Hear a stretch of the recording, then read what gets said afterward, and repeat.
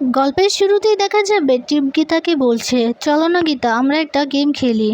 সঞ্জয় যার কাছে যাবে ভালোবেসে তাকে সঞ্জয়ের বউ হিসেবে মেনে নেওয়া হবে। এই কথা শুনে তখন গীতা বলছে, ঠিক আছে, তুমি এত করে যেহেতু বলছো আমি তোমার কথায় রাজি। কিন্তু ওই সঞ্জয় নয়, উনি স্বস্তিক। ওই স্বস্তিক বাবু আমাদের বাড়িতে এসে থাকবে, আমাদের ঘরে এসে থাকবে। তখন দেখা যাবে টিপ বলছে, তোমাদের ঘরে মানে? তখন গীতা বলছে, আমাদের ঘরে মানে স্বস্তিক বাবু যেই ঘরে থাকতো সেই ঘরে, আর আমরা দুজন পাশাপাশি থাকবো, পাশাপাশি রুমে থাকবো। আর উনি যাকে ভালোবেসে যার কাছে যাবে সেই হবে স্বস্তিক বাবুর ওয়াইফ। এই কথা শুনে তখন টিপ বলছে, ঠিক আছে, আমাদের মধ্যে কোনো কেস আদালত, খুনোখুনি, কোনো বুলেট বা কোনো কিছুর কোনো শব্দ আমাদের স্পর্শ করবে না। একদম শান্ত স্বভাবের একটা সংসার আমরা গড়ে তুলবো। এই কথা শুনে তখন গীতা বলছে, ঠিক আছে, চলে এসো তাহলে। এই কথা বলে ফোনটা রেখে দেয়। তখন বড়বাবু বলছে, গীতা, আপনি এটা কি করলেন? এটা কিন্তু ঠিক করলেন না আপনি। তখন গীতা বলছে, বড়বাবু, এছাড়া আমার কাছে কোনো অপশন নেই। স্বস্তিক বাবু ঠিক ফিরবে। তখন দেখা যাবে বড়বাবু বলছে, উনি স্বস্তিক তো নিজেকে দাবি করে না, করে সঞ্জয়। আর উনি তো আপনাকে সহ্যও করতে পারে না, তাহলে আপনার কাছে কি করে ফিরে আসবে বলুন? উনি তো টিপকে ভালোবাসেন। তখন দেখা যাবে গীতা বলছে, উনি টিপকে ভালোবাসেন না, টিপের উপর নির্ভরশীল। উনি টিপ ছাড়া কিছু করতে পারবেন না, এটাই উনি ভাবে। কিন্তু উনি ভালোবাসে আমাকে, আর সেটা প্রমাণও হয়ে যাবে। তখন বড়বাবু বলছে, এটা কবে প্রমাণ হবে? তখন গীতা বলছে, সময় হলে ঠিক বুঝে যাবে। এই কথা বলে গীতা সেখান থেকে চলে যায়। তখন বড়বাবু একা একাই বলছে, আমি বুঝতে পারছি না কি হচ্ছে এসব। এটা একটা জুয়া খেলা। এই জুয়া খেলায় যে হারবে সে সবকিছু হারিয়ে ফেলবে, আর যে জিতবে সে সবকিছুই জিতে নেবে। ওইদিকে দেখা যাবে টিপের কথা শুনে প্রিয়ম্বতা বলছে, তুমি কিন্তু একদম ঠিক করছো না, এটাকে জুয়া খেলা বলে। তোমার জীবন নিয়ে তুমি এভাবে জুয়া খেলতে পারো না টিপ, তুমি একদম ঠিক করছো না। আমি বলছি এসব কিছু বন্ধ করো। তখন টিপ বলছে, আমি কি করব মম বলো, আমার কাছে কোনো উপায় নেই। এছাড়া আমি আর কি বা করতে পারি? আমার ভালোবাসা, আমার সঞ্জয়কে আমি কোনোদিনও হারাতে পারবো না। আমি ওকে হারিয়ে ফেললে আমি হয়তো বেঁচেই থাকবো না, আমি মরে যাব। কারণ এই প্রথম আমি ভালোবাসা বুঝেছি।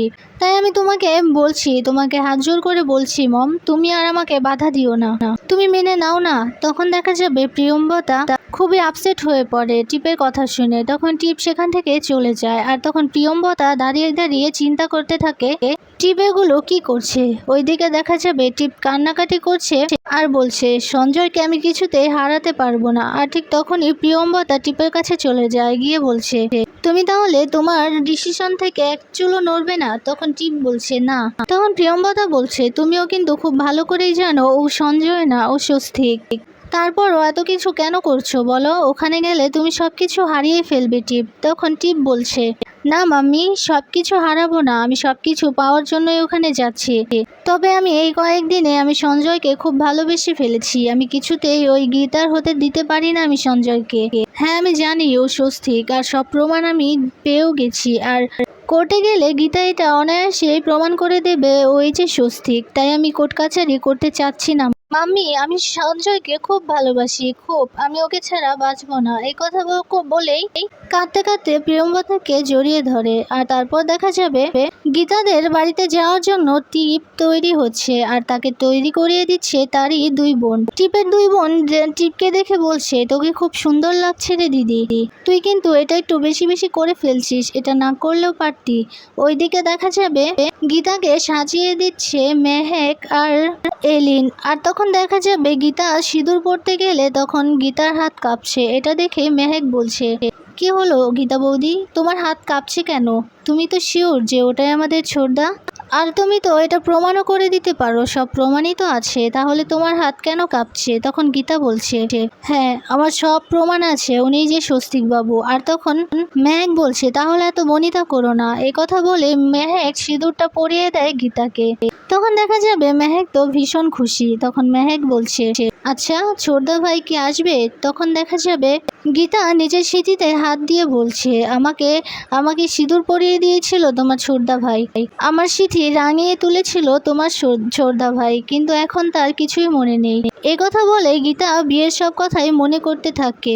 আর অনেক কষ্ট পেতে থাকে। ওইদিকে দেখা যাবে শ্রী টিপকে বলছে, এভাবে নিজের জীবনটাকে জুয়ায় পরিণত করিস না। আমি আবারও বলছি তোকে, তুই কিন্তু ভুল করছিস। তুই সবকিছু হারিয়ে ফেলবি, এমনকি ওখানে গেলে তুই সঞ্জয়কেও হারিয়ে ফেলতে পারিস। তখন টিপ বলছে, না আমি হারাতে চাই না, আমি এবার জেতার জন্য সবকিছু ফিরে পাওয়ার জন্যই ওখানে যাচ্ছি, আর সবকিছু আমি ফিরে পাবো এটা আমার ভরসা আছে।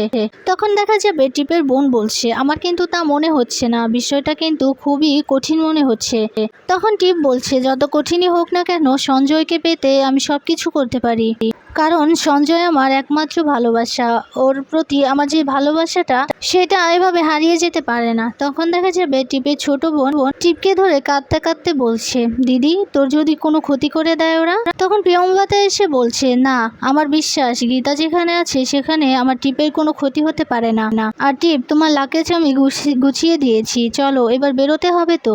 তখন দেখা যাবে টিপ প্রিয়ম্বদাকে বলছে, মা এই প্রথম আমি মনে হচ্ছে যে তুমি আমার আসলে সত্যিকারের মা। একথা শুনে কেঁদে ফেলে প্রিয়ম্বদা চ্যাটার্জি। ওইদিকে দেখা যাবে গীতা সাজুগুজু করছে। ঠিক তখনই প্রলয় কাকা এসে গীতাকে এই অবস্থায় দেখে বলছে, কি ব্যাপার গীতা, তুমি এভাবে কেন সেজেছো? তখন দেখা যাবে মেহেক বলছে, ছোটকা দাদা আসছে বাড়িতে। এই কথা শুনে তখন প্রলয় কাকা অনেক অবাক হয়ে যায়। তখন প্রলয় বলছে, কি বলছিস কি তোরা? তখন ঈশা বলছে, হ্যাঁ হ্যাঁ ছোটকা, এর জন্যই তো গীতা বৌদিকে আমরা সুন্দর করে সাজিয়ে দিলাম। এই কথা শুনে তখন প্রলয় বলছে, গীতা তুমি কিন্তু ভুল করছো, তোমাকে এসবে মানায় না। কারণ তুমি এভাবে স্বস্তিকের জন্য কতবার সাজবে বলো তো? বারবার তোমাকে অপমান করে, ও তো তোমাকে তোমার দিকে ফিরেও তাকায় না, তাহলে এভাবে কেন সেজেছো বলো? তোমাকে তো লড়তে হবে, তোমাকে প্রমাণ করতে হবে যে ওই স্বস্তিক, তুমি ছিনিয়ে নিয়ে আসবে ওকে। তুমি এভাবে এসব করতে পারো না গীতা। তুমি সবকিছু প্রমাণ করে কোর্টে যাবে, কোর্টে গিয়ে প্রমাণ করে তারপর স্বস্তিককে ছিনিয়ে আনবে, কিন্তু তোমাকে এগুলো মানায় না। তখন গীতা বলছে, না ছোটকা, একটা শেষ সুযোগ তো দিতেই হবে। তখন মেহেক বলছে, ছোটকা তুমি একদম চিন্তা করো না, কারণ দাদাভাই কিন্তু এ বাড়িতে আসছে। তখন প্রলয় তো অনেক অবাক হয়ে যায়। তখন প্রলয় বলছে, কি বলছিস কি, সত্যি এখানে আসবে স্বস্তিক? তখন দেখা যাবে গীতাকে জিজ্ঞেস করতে গীতা বলছে, হ্যাঁ ছোটকা আসবে, তাকে আসতেই হবে। ওইদিকে দেখা যাবে টিপ কনে বিদায়ের যত নিয়ম আছে সেই নিয়মগুলো পালন করছে। তখন প্রিয়ম্বদা এসব কিছু দেখে খুবই কষ্ট পাচ্ছে। কেঁদে কেঁদে বলছে, মা তোকে শ্বশুর বাড়িতে আমার পাঠাতে হতো, কিন্তু এভাবে পাঠাতে হবে, আর এমন একটা বাড়িতে পাঠাতে হবে যেখানে নাকি তুই গিয়েই তোর পরীক্ষা শুরু হয়ে যাবে। প্রত্যেকটা পদক্ষেপে তোকে পরীক্ষা দিয়ে চলতে হবে। আমি এটা কোনোদিনও চাইনি। মা হয়ে কি করে এসব মেনে নেই বলতো? তখন দেখা যাবে টিপ বলছে, তুমি একদম চিন্তা করো না মা, সব পরীক্ষায় আমি জয়ী হব, আর জয়ী হয়ে এই সঞ্জয়কে আমি ঠিক নিয়ে আসব। সঞ্জয় শুধুই আমার ও আমার ছাড়া অন্য কারো হতে পারে না, তোমরা একদম চিন্তা করো না।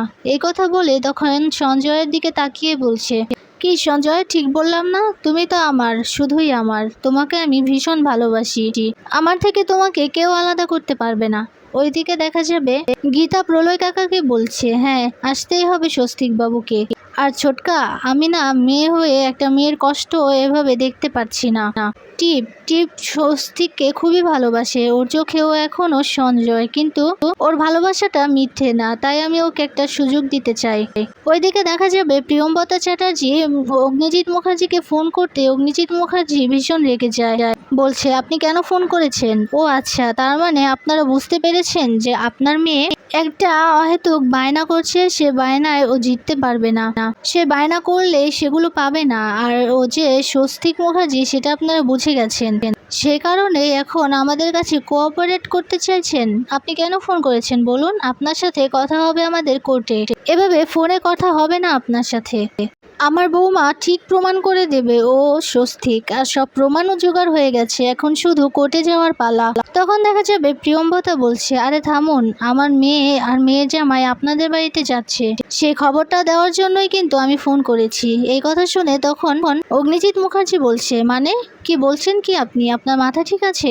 আপনার মেয়ে আর মেয়ের জামাইকে এ বাড়িতে আসার অনুমতি কে দিল বলুন, কে দিল? আর ঠিক তখনই গীতা এসে বলছে, আমি দিয়েছি বাবা, আমি ওদেরকে এখানে আসতে বলি। বলেছি। ওইদিকে দেখা যাবে টিপ বাড়ির চৌকাঠে আসতে, তখন টিপকে অপমান করা হলে তখন টিপ বলছে, আমাকে এখানে গীতা আসতে বলেছে, গীতা কোথায় গীতা? আর ঠিক তখনই গীতা এসে বলছে, এই তো আমি এখানে। এই কথা বলে তখন সকলকে বলছে, আমি ওকে এখানে আসতে বলেছি, আর আজকে থেকে ওরা এখানেই থাকবে। আর আমার বিশ্বাস স্বস্তিক বাবু সবকিছু মনে করতে পারবে, আর আমি প্রমাণ করে দেব যে উনি স্বস্তিক বাবু, আর উনি শুধুই আমার, আর উনি ভালোবাসে শুধুমাত্র আমাকে। ওইদিকে এসব কিছু দেখে গিনি বলছে, দিদি তুই বুঝতেও পারছিস না, তুই নিজের বিপদ নিজেই ডেকে এনেছিস। এবার তো তোর হার নিশ্চিত রে দিদি। এবার শুধু তুই দেখবি তুই কি করে নিজের ঘরের মধ্যেই জ্বলতে থাকিস। এই কথা বলে হাসতে থাকে গিনি।